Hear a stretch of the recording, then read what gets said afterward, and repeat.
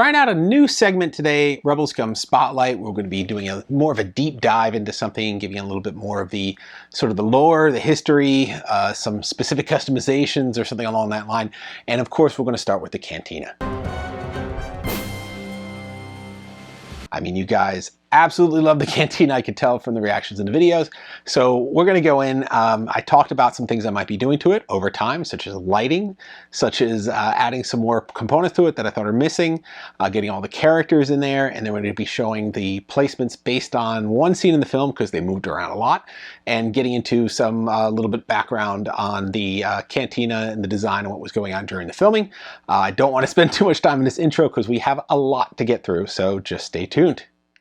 All right, we're starting outside the Cantina because outside is just as important as what's inside. Hasbro did a great job of making this whole entrance here and the wall around it and this little dome and everything, but then they stopped right here and they left it all unfinished. So if you look underneath, it's just going to be an exposed booth over here with the unfinished side on it. I thought that looked terrible.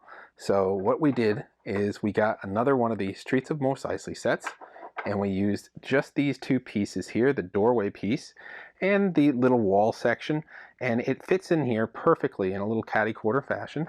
And then as you can see, it perfectly rounds out the front facade of your Cantina. It is the same exact paint and tone as the Cantina from the HasLab, so it will nicely just give you a finished look on the entire outside of your surface. And I think it is essential to do this because otherwise you have this one exposed side next to this really nice entrance and it just ruins the aesthetic. So adding that extra set there will really just complement it overall. All right, so figures immediately outside the Cantina when Obi-Wan and Luke arrived. Right over here we have this guy who is the 2004 Saga R1G4 Tatooine transaction. You can see him just over Obi-Wan's shoulder as he's getting out of the speeder. And right behind him, you see this little moisture evaporator here. And this is from the 2007 30th anniversary collection Luke Skywalker Moisture Former set. Now, some of these in the film have the little antenna tops on them like you see here, and some of them don't. So all we did was we just took the top off of this one because that one there did not have that very top spindle. Very easy mod to make. Now, right back here, you also see this guy moving as they're approaching on the speeder. And this is the 2007 30th Anniversary Collection Jawa and Lindroid. It's the LIN or Lindroid right here, but he doesn't have those antennas coming out of him like he did during the purchase of the droid scene. So all you have to do is just take them out or just not install them because they come removed already. So another easy one to include. Right here, this guy you see coming as the speeder is approaching and he passes by the speeder. And this is from the 2006 The Saga collection, the R3-T2. He's from Astromech Droid Pack.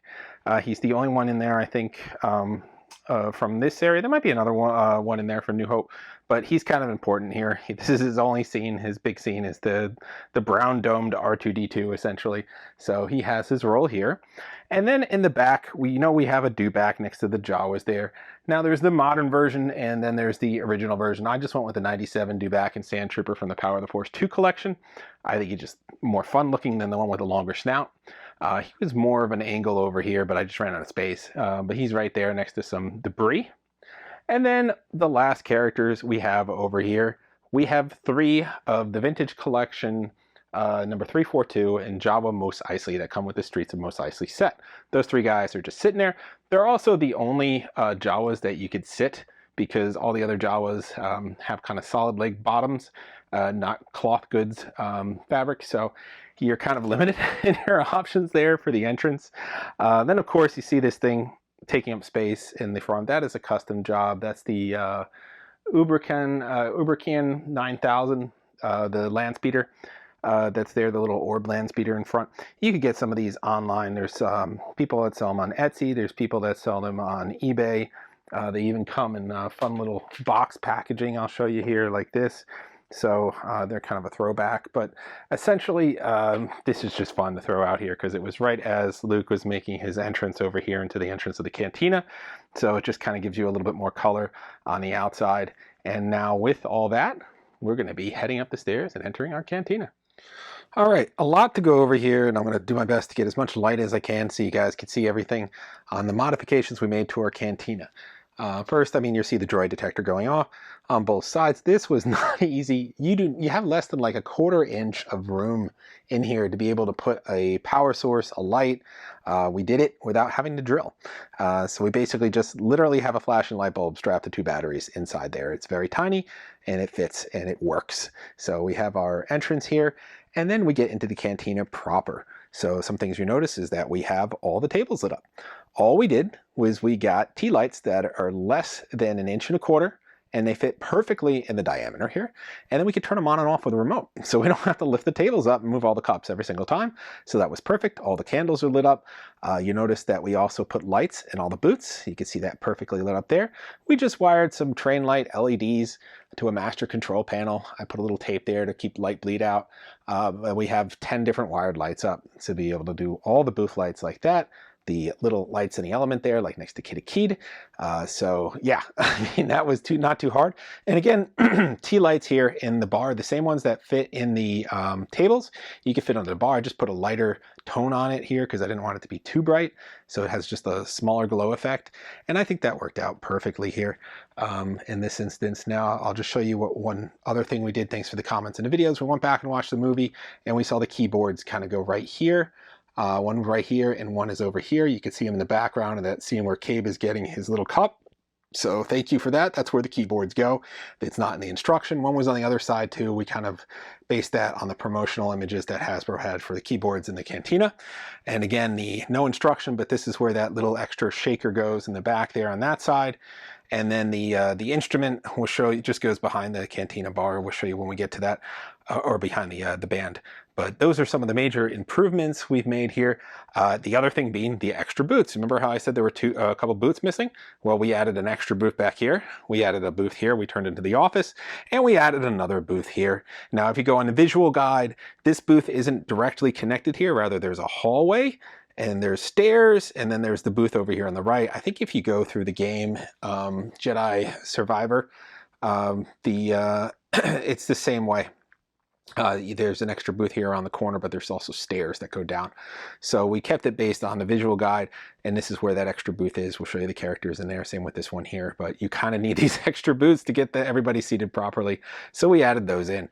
And the thing we're most proud of is the floor. What is the floor of the cantina, you ask yourself? Is it sand? Is it sandstone? No, it's actually sand underneath a metal grating. So if you look at the scene where Ponda Baba has his arm cut off, you get a nice close-up. You can see sand underneath the metal grating. And I guess this kind of makes sense because then you wouldn't have sand all the time. It just falls through the grating. It's easier to clean up, etc. So what we did is we wanted to mimic that. And we went and painted the whole thing a sand tone underneath, got a little bit of sand texture in there. And then, you know what? I went the extra step and I actually used metal to make a little metal grating. So you can see it right here. Yeah, let me see if I give you a little close up. You can see the metal grating floor all throughout here. But if you're looking for the best way to judge it for yourself, here again is that scene of Ponda Baba's arm. And then next to it is our take on the little floor, which you can see is extremely close. Happy with it. Basically, I was trying to think like, what is this tiny? What has this pattern for metal grating? And I'm like, you know what? Screen does for like a window screen. It's you can get aluminum, and it's exactly the right size and scale for this size model. And I went and looked at it, and then I'm like, you know what? It's not going to adhere very well. So then I thought, hey, what has adhering on it that is also screen? And that would be screen repair patches. So you could buy these in strips. These are 5-inch strips. So we were able to put them through and minimize the seams. I mean, you can still see the seams a little bit, but we tried our best to line them up that it minimizes the amount of gap between them. You can see it's just a little bit of a gap sometimes, but we lined them up pretty good. So you could barely notice that this isn't just one continuous piece, but you're going to have some seams. You're not going to be able to get it perfect because they don't make like 3-foot wide sections of screen repair. So it had adhesive on it, so it was able to just cling on the table. And then we just went over with a roller and lightly dusted it to give it that look that sand is on top and spilling through the grates. And I'm really happy with how it turned out. It's an amazing floor for the cantina, and it's the floor the cantina deserves. Okay, now with all that expose on what we did with the cantina here, we still haven't resolved the top of the bar, so I'm looking for solutions to that. I might just cut a piece of wood and just put it over the top and paint it. But you still want light light coming through, because there was natural light coming through the top here inside the film when you see that scene. So you still want some light coming through that top. Okay, now that we went over all the expose on what we did to modify our cantina to get it up to snuff, let's start looking at our characters. Of course, over here by the droid detector, we have our little hero, R2-D2, and this one is the 2024 Vintage Collection 149 R2-D2. Now there is another one. He's a little bit dirtier. I'll show you over here. He came out a little bit earlier. I put him out here on the speeder, on the new Vintage Collection speeder, and used a little bit cleaner one here, but you know, so you have choices. I mean, pretty much any R2 you want, but that's the one I got, was the more recent one. Over here in front is C-3PO from the 2010 Vintage Collection. He's number 6. So he is really early. They haven't released him on the New Hope card, which I find odd. This one I'm not a huge fan of because he has those panels that come off and he's just not that shiny look to him. I think I'm going to replace him with this guy over here, which is the original trilogy version of the Vintage Collection. He's still a really solid 3PO, and he's got that shiny reflective coating on him. So I might end up doing that. But for now, that is the Vintage Collection one. He does have articulating legs, which is good, particularly for the speeder if you're going to put him in there. In front of him is the 2025 Vintage Collection number 344 Luke Skywalker. And I thought he was the most appropriate for this scene. So all my placement is going to be based on when Luke walks down the stairs into the cantina and sort of surveys it. Just in that scene, because everyone moves around immediately after that. Interestingly enough, like the cantina was shot both on location in Tatooine, Tunisia, and in a soundstage elsewhere. So they ended up adding boots on later. So while on the cantina, while he's walking through the set, you could see people on a booth, and then literally a half second later, he looks over his shoulder, there's different people in that booth. That's because they added that in, edited later after they filmed it on a soundstage. So not all of it, it's impossible to have everybody in the exact booths from the film because they were in 2 places at the same time because of that soundstage editing. So we're going to do our best and show you why we made some creative choices on where people went. All right, so let's start with the bar now. Okay, moving along on the bar, we're going to start on the left bar corner here, and right here we got this guy. This guy is the 1998 Power of the Force 2 Tequila from the Cantina Aliens 3-pack. Now, I know you're thinking there's a more modern version in the Vintage Collection of Zutton, but you know what? They're 2 different people, and this is the only Tequila Hasbro ever made, and he's got a slightly different outfit on, and he does look slightly different. He actually has less hair, but at any rate, this version is the only version of Tequila that was ever made, so I figured why not just use Tequila and put him in a bar. Now, he's sitting next to some balding middle-aged human, but they haven't made that figure, and it's kind of hard to make human customs, so I just left it blank for now, but he's sitting here at the bar with his little drink, so I thought that was kind of fun. Making our way around the back here, we have right here is the 2009 Legacy Collection Lee-Sub Serlin, sort of the pink brain girl that was just sort of hanging out here on the side talking to people. I have her talking to our first custom, I'll point out to you, and this is one of the unnamed spacemen. There were a couple of them. There's like 3 of them. One was wearing a Bosk outfit. We'll get to him later. These 2 guys were wearing the spacesuits from Planet of the Apes. I think it was Escape from Planet of the Apes. Anyway, they're over here. I just had this guy, and he's essentially going to be a, oh, I forget what year this was, the 2011 Power of the Jedi Elers Mandark body. And I'll show you why I had an extra body. And then a 2002 Power of the Jedi Boshek helmet that I just threw on there.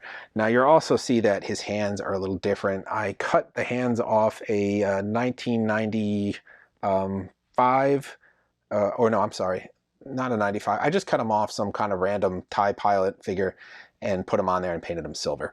I think it was actually the Episode 3 clone pilot. So you just need some flight gloves, painted silver. It's a simple way to do it. I might make some different kind of spacemen, but for now, just throwing that in there as a simple sort of custom figure. Next to him, you might think, hey, that is the Mos Eisley from the Black Series over there, but in actuality, it's another custom figure. So this is not the 2015 Black Series Mos Eisley. This is Talos Khan, which is essentially the female version. So you can see in the Mos Eisley here, he has hair in the back. This is a completely different head. We'll show you here with a red beard, I don't know, hair things coming down the front. But the good thing about this character is you see from the behind the scenes photo here, they were both wearing the same exact outfit. So you don't need to do much in customizing the body. You just need a different head. And this head, I popped the other head off. I popped this one on. So still full articulation, still a full figure. I just bought it off eBay. Someone was selling the heads fully painted and everything. So I just ordered a head. It was an amazing custom and it's exactly the figure. And they did a great job on it. So you could easily just make yourself a twas. I'm going to keep pushing it. Twas Khan. So that's essentially all that is to that figure there. Now, next to that, and you can barely see him here, is just our blue Snaggletooth. I figured it's lucky to have a blue Snaggletooth, even though he wasn't really in the film. But this is based on the 2004 original trilogy connection, the Mos Eisley Cantina Blue Snaggletooth. He came in that 3-pack. So I just wanted him to be there. He is the true Snaggletooth, not the new version of Zutton that just came out. He's got the silver boots and everything. I thought he was just fun to throw back there. He doesn't really belong in the Cantina though, so that's just me throwing an extra character in. Now over here, next to him are two very important characters that just came out in this Cantina. It's the 2025 Vintage Collection, has 9 and has 8. It's Brie Tonica and Senni Tonica. The Tonica sisters that we've needed for so long. We finally have them. Here they are at the bar, excited, filling out next to that little hookah there. Now there's 2 hookahs in the bar. One had a long, this priest protruding at the top, and the one didn't. This is the correct placement based on the film, just so if you're wondering which one goes where. All right, now we're moving over here, and I have a custom figure. This is, you see him right here in the front. This is Oleneko. He was one of these 2 weird guys here. This one has an ascot. So you can see from the behind the scenes photo, him and Atherley, they're both wearing the same exact outfit, slightly different facial hair. One has a blue ascot. So I just threw him in here. He was kind of walking behind Lisa Sherlin. I don't know, trying to work something out, but I just threw him there for fun. He's a great figure. He is a hand-painted custom. He is just a, what do you call those? The 3D printed figure. So I thought it came out really awesome. I'm excited to have him in there. It has not been made yet. We do need him. He's fun. But over here, back to figures that we do have made, right here in the front, that is going to be our 2012 the Vintage Collection villain set from Target Zutton. I know they had a single release on them, but I just had them from that, and I think it was just repackaged. It's the same exact figure. I don't see any reason to buy them again, but you have your options there with this guy, and he's kind of important. He was seated elsewhere throughout the Cantina, but the scene where Luke walked in, where we yelled at him, he was right there at the bar at that exact moment. Now over here, we're going to have some interesting choices and some very easy customs. So right here in the front, this is actually Sator Kalfos, not to be confused with Harchik Kalfos. They were both the same species. They were both wearing roughly the same exact outfit, and they were both pretty standing pretty close to each other on the bar. So I just made one Sator and the other one Harchik. Harchik, of course, the 2009 Legacy Collection Harchik Kalfos there. So if you get 2 of them, you're filling out both those characters, essentially. In between them, we have another one from the Cantina. It's the 2025 Vintage Collection, has 11 Nabaran leads. Great update to this figure. You can see our video for more on that figure, but we finally have it with full articulation. And in front of him over here, we have the 2005, this is original trilogy collection, Danik Jericho. So the smoking dude. It's weird that his only accessory was a hookah that attached to his belt, which you can now take off because he's using the hookah from the bar. But to be fair, you only ever see this guy smoking a hookah. So it kind of made sense to make that his accessory. And the last figure we have in the front, which needs no introduction, let's see if I get a good angle on him, is our Vintage Collection has 7 2025, and that's going to be Whir. Finally, a nice solid version of Whir. He's pointing at Luke here, saying we don't serve their kind. And I threw him right in the front of the bar. Looks great. And that kind of rounds out our left side there. So we're going to do a little transition pivot, and we're going to check out the right side outer bar. Starting at the right side outer bar, right here, we have Cabe from the 2006 Saga Collection, Nabaran Leads and Cabe. It's just a repaint of the older Power of the Force 2 version. So I thought it was a nice update. I just added him in there. Next to him, we have the 2012 Vintage Collection I think this was 57, and that's Dr. Evison. Next to him, we have the 2011 Vintage Collection number 70, Ponda Baba. I know both of these guys were reissued recently, but for me, they were too similar to have to buy them again, so I did not. So we have those two guys there. Next to him, we have our Vintage Collection 2011 Hero Set Target exclusive Obi-Wan Kenobi. I know we have a new Obi-Wan coming out imminently, but for now, he's a nice articulating Obi-Wan that you could sort of set in there until you wait. Or just wait for the other Obi-Wan. Next to him, we have our 2002 Power of the Jedi Collection Boshek. Kind of an important one there. He's got his nice little helmet. Looks great. Excited about him to be in there and have a full cantina to hang out with.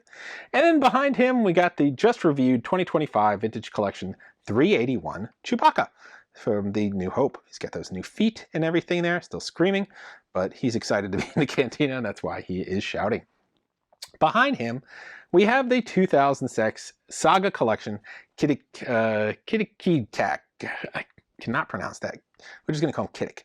So this is a repainted version of the one that came in the canceled Cantina bar sets, but then was issued in a 3-pack. But he came as a single card as well. So however you got, or her rather, however you got her, you have her, and she's in the cantina, and she's looking awesome. So good for her. Okay, behind her and over here in the corner, I have the 2025 Vintage Collection Has 10 Greedo. So Greedo was kind of like just kind of hanging out back here for a while in the cantina. He was also in booth number 2 on this side, but again, that was when Luke was walking through and not in a soundstage, and it switched up when it was in a soundstage, so it wasn't in there. So I just kind of threw him in the back. You could really put him anywhere on this side, just kind of wandering around. Then we have over here is a unnamed Rodan from the film. He's sitting here with the blonde girl. I forget her name. It was like Swish something, or Kayla Swish or something like that. Anyway, he was sitting here. It was kind of a Rodan in a bluish kind of vest. So I saw this one here, which is the 2006, or I'm sorry, the 2007 30th anniversary Pox Bonkick figure, and I thought that was perfect. I mean, he came from episode 1, but he's just a different looking enough Rodan that I could throw him in, a Rodian that I could throw him into the cantina, and he could look different than Greedo and kind of round out that random character that was there. So easy addition if you want to just get a little diversity in your cantina. And then over here, of course, we have that 2015 Black Series Mos Eisley, and you can see here he's got the gray hair in the front. He's got that gray hair on top, and the one over here completely different with the red and the no hair on top. So different figures if you want to round out your set a little bit more. He was also sitting in this booth, but because of the magic editing, he was no longer in the booth. So I put him just outside the booth if you're looking for a place to stick him.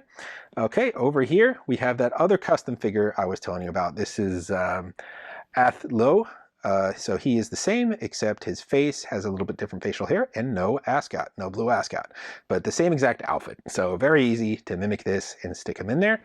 And of course, he's sitting next to one of my favorite. This would be the 2002, very lesser known mail away Power of the Jedi Tisvit. Awesome figure. With his fly head and his hand, one of the best designs ever. I'm just kidding. This is not an actual figure. It needs to be though, right? I mean, how cool is this figure? This is again is a 3D print that I hand painted, but let me get a little light in here so you can see him. But he is an awesome figure. He's got that bug head on there, the chrome eyes kind of thing with those bug hands, and awesome alien design character. Was not ever made into a figure. I am hoping we get him into a figure. Just because how amazing he is, but we'll see. I'm hopeful that we'll be seeing him soon. And then over here behind his vit, we have the 2019 Vintage Collection 161 Jawa.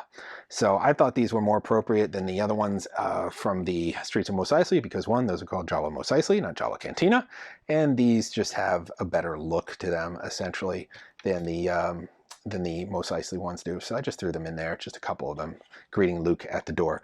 Okay, so that covers the entire floor area. Now let's get into those booths. All right, I'm gonna have to shoot these a booth at a time because I have to take the tops off. So right over here, we have our 2001 Power of the Jedi Collection Ellers Maddock, and he is talking to Chachi Demal. And Chachi Demal is the same head and hands. I just cut him off and put him onto a Jedi body. I think it was Ki-Adi-Mundi, who had the same outfit, the beige top, the brown pants, everything. And I just put a little streak of blue in the middle there to give him that little kind of ruffled undershirt he had. And then it really fills out that scene of the two of them talking by that window that you see them in the film. And next to here, I'll zoom out because we're really zoomed in. This is going to be Milos. Milos has not been made into a figure. But I did a little bit of customization, and basically what I used was a 2001 Power of the Jedi Ketwall, reversed the head, like you could see on our website. We had them reversed in the film gallery, and you get Milos, the front of the face, looking like that little lizard. Then what I did is I took a 2023 Vintage Collection Life Day Chewbacca. I took his robe off. I cut the front seam open. The robe is exactly like the character looks in the behind the scenes with the robe. And then I just took some random legs and threw him under there so he had articulating legs. I made my own little turban for him, which you can see over here. So it's got a little turban on there. So he has the turban so you can't see the back of the head. And then I figured, you know, he has a hookah like you see in the film. So he needed his own little hookah. And you know who wasn't using a hookah? Was the Danik Jericho figure that we just showed you, because he has the one from the bar now. So I gave him his own little portable hookah so he could sit there in the chair. I mean, look how cool that figure looks. And that was not a lot of effort to make a really solid custom there, where he is now sitting in the booth. So that is our first booth over there. And we'll start transitioning over to our second booth. Okay, with our second booth, the guy right here in the front is called Nesh. And he is basically Greedo without the vest on. The easiest custom you're gonna make. I took the 2006 Saga Collection Greedo, the vintage throwback, and just took the vest off because it's fabric. It's really easy to remove it and slide it off. And then you get Nesh. That's it. That's all you have to do for it. It's very easy. Next to him is Charles Becca, and that's another, or Becken, and that is another easy custom. It's basically the 1998 Cantina Aliens Tequila, because he was exactly the same, Nabrin Leeds, because he was exactly the same as the Nabrin Leeds figure. He just wasn't silver, he was white, and this one was white. So I just left it, and so we got that figure there. So beyond that, we got Dansborin, which was the astronaut with the visor open where you could see him smiling in there. Couldn't find anything to really capture this, so I went outside of Star Wars. This is a 1998 Space Voyager's Mercury astronaut. He has articulating legs, so he was perfect for this, and there you go. You can see his face through the visor. So I thought it was a good proxy for Dansborin. And then in the back there, we have our unnamed spaceman in the Bossk outfit. So I used the 2007 body of the of Bossk from his, I think that was Saga. So I used his body. And I used the Boschek helmet from the Power of the Jedi, and I used the 1995 Power of the Force 2 TIE Fighter pilot hands and boots. And then essentially we have the full figure. I mean, it's essentially looks exactly like the character in the film. I had to trim the little collar thing so it could fit under the helmet, but he has all the hallmarks of that character and looks exactly like he did in the movie, so I thought that came out really well. And it wasn't too difficult of a custom to make. You just get that Bossk is the basic there. You chop off the hands and legs, put TIE Fighter pilot, hands and legs on there, and then get that Boschek helmet. And then next to him over here, I think he was kind of sitting in that booth because this is the booth where later he takes a little business meeting with Obi-Wan and Luke, but this is the 2025 TVC 372 Han Solo. He's kind of chilling out this booth. He was in there with his girlfriend Jenny when it was cut from the film, but this is, I imagine him, he's just in here telling the astronauts about how he did the Kessel Run in less than 12 parsecs. So it's just perfect that he's just situated in there. All right, that is booth number 2. Okay, taking a look at another great booth here, we have the 2005 Original Trilogy Collection Mio Cantina Encounter right there, the Cyclops. He is seated in a very colorful cast of characters, and that includes this giant figure back here, which is the 1998 Power of the Force 2 Mooftalk from the Cape of Mooftalk Internet Exclusive Pack. Hasbro never made a modern version of this. He does not have articulating legs. He's massive. You're going to have to sit him on the floor to really get him to fit in the booth to get the clothes, which is all right. He was against the wall in the film anyway, so I think it's just kind of appropriate. Next to him is one of our customs right here, and this is Liren Carr. This is the band member not in uniform. He's a mixture of a 1997 Power of the Force 2 purchase of the droid's Owen Lars body, because he perfectly had the brown undershirt on the tan outer shirt, and then we cut the head and hands off a 1997 Power of the Force 2 Cantina band member from the mail away. So that rounded it out. And then we just found some articulating Jedi legs that we put underneath just because they had matched the color scheme and it allowed him to sit. And lastly, in this booth, in the front here with the black head, we have the 2002 Saga Dajas Pur. And cool figure, but the problem is he does not have articulating legs. So you cannot get him to sit easily. So hopefully we get a reissue of this figure in the vintage collection. I just think he has a fun design. But yeah, that sort of rounds out the booth right here. Here we are on booth number 4. We're going to start with our 2007 30th anniversary Ellis Hellrott. And he is Mr. Ghostface there. Pretty good. He does articulate. I'm glad as he's sitting in his chair facing into the booth. And because what makes it even harder is over here we have the 2007 30th anniversary Mion Onith, that little weird snout elephant face. Now you're looking at this figure and you're like, how in the heck did you get it to sit down? Because although it does have full articulation, that skirt does not allow it to actually sit. Well, here is a pro tip. All you got to do is take a heat gun, warm up the skirt, get her into a seated position, let it cool down, and then it will permanently stay like this. Unless you warm it up again and let it go back to normal. And then this way you're not destroying the figure by cutting the skirt or anything. And we were able to get it to actually sit down. So there you go. You're welcome. Next to her is the 2005 Original Trilogy Collection Felpin Trevorg. Again, this guy is tough to sit, but you could just manually bend that skirt he has in front and crease it a little bit, and he will sit down, and it won't be a problem. But they designed some really mean characters to sit back then. Last in this booth, I have the 2001 Power of the Jedi Snaggletooth. He was actually not in the movie, he was in the holiday special. But he is a figure, and this figure looks spot on for him, so I had to have it here. I had to throw him in somewhere because he was technically in the cantina, so I threw him in the corner in this booth. You're not going to see him, but he is here in spirit, so I'm really happy with that. So that is all for booth number 4. What I will show you is my bonus booth back here. I'm going to call number 5, and this is essentially the office. Now, if you go back and look at the guides, some of them, the visual guides, have this as an office. Some of them have it as a bar continuing into here in an extra bar area. I went with the office version. It's just a table with a chair and some other chairs. Now, this table comes with the cantina, so it kind of worked out perfect for the office. So I just threw it in here, and then I put Wur's little rifle behind the bar here in the office in case there's any riffraff. So he wasn't diving to dodge blaster fire. He was running toward the rifle and tripped. That's my story.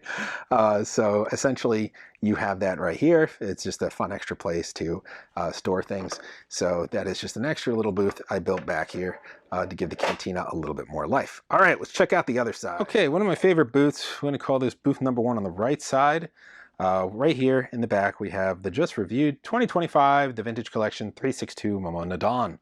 He's in here talking to some of his friends. He's seated next to the 2008 Legacy Collection Trento Duabo. It came in a 2-pack with Dice Ebegun. We'll show you him in a second. And he was sitting next to somebody named Cobb Sonopol. And that is essentially the Felpin Trevor figure we just showed you, but wearing like a brown jacket. So all we did is we took a Jedi robe, kind of wrapped at the bottom part, and just turned this into a jacket. Boom, easy custom figure. You only really see him from the back in the film wearing the jacket, and you see the back of his head. So this is it. I mean, easy custom figure. Throw him in there, and then you round out this table.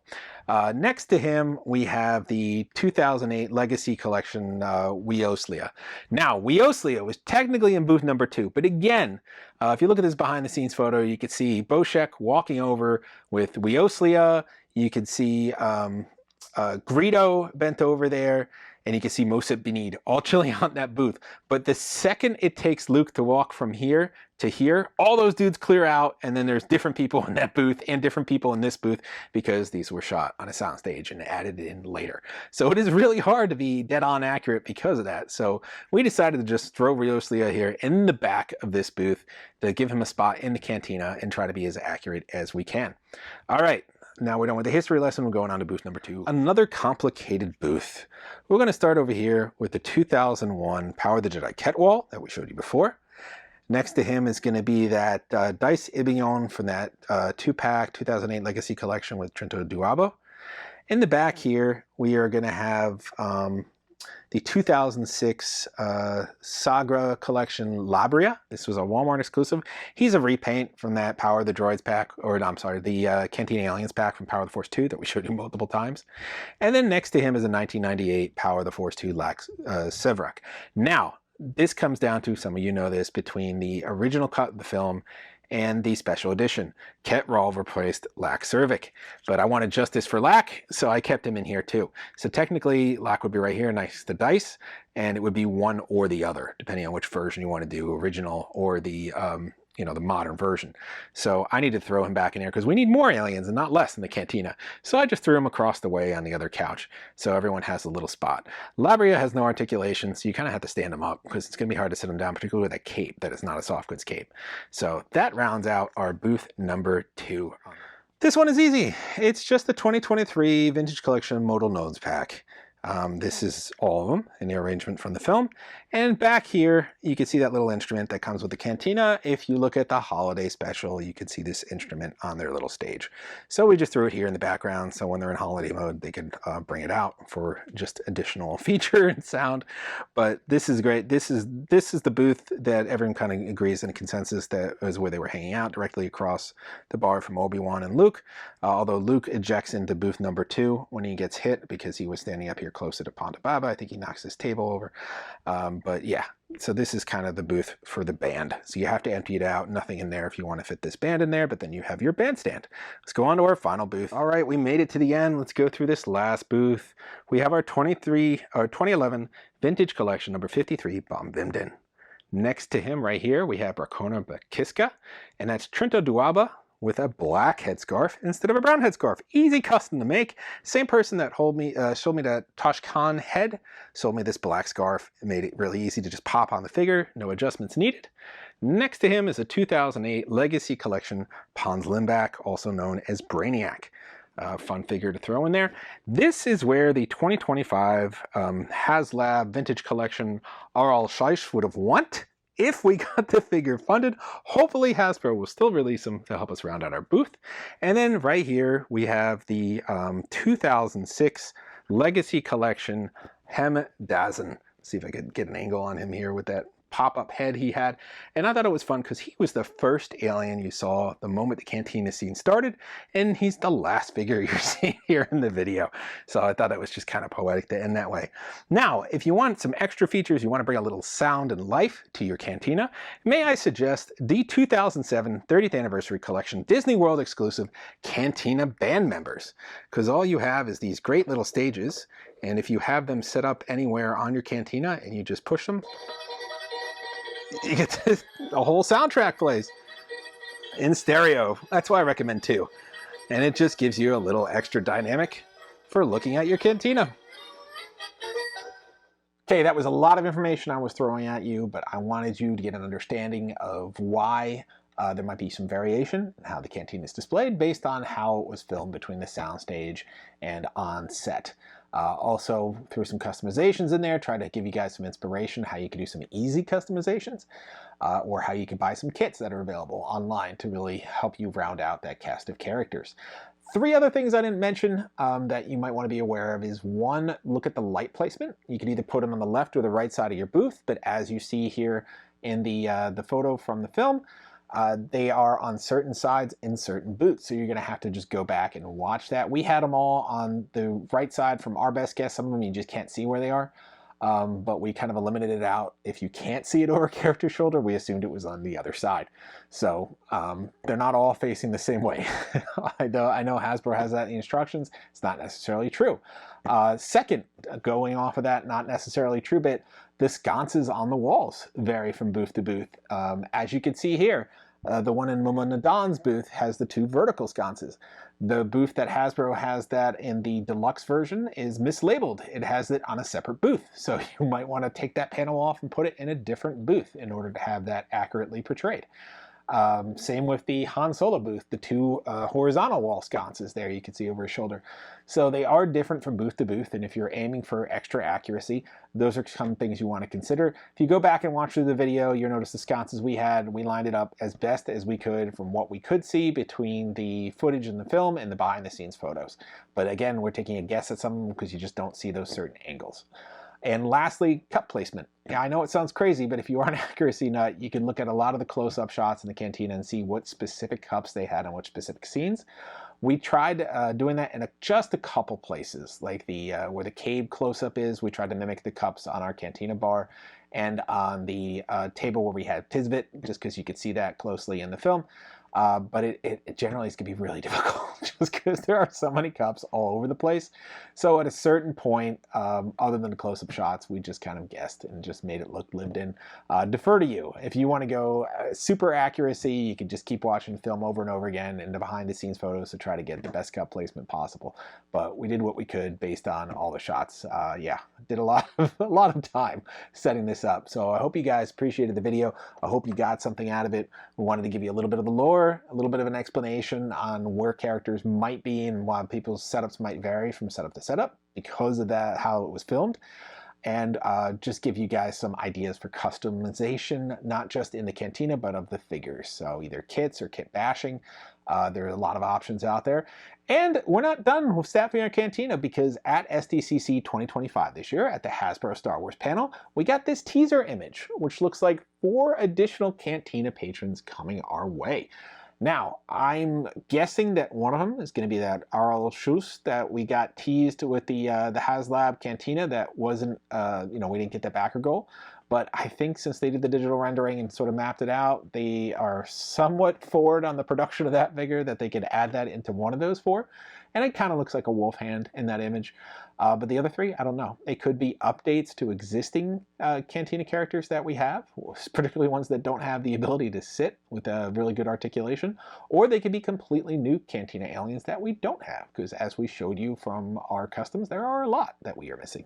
So hopefully, I'm still looking for justice for Tisbit. Really want that Fly Guy character, so hopefully we get him.